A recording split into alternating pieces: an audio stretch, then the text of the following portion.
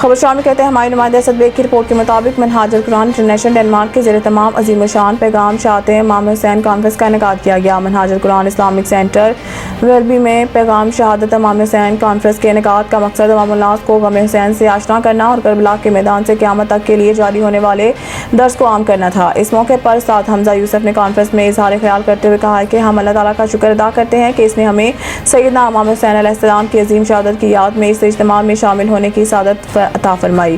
صدر منہاج القرآن ڈنمارک کیسر نجیب نے شہادت امام حسین کانفرنس میں تشریف لانے والے تمام احباب کا شکریہ ادا کیا اور کہا کہ حضرت امام حسین اور ان کے خاندان کی قربانیاں آج بھی مظلوموں کے لیے مشعل راہ ہیں۔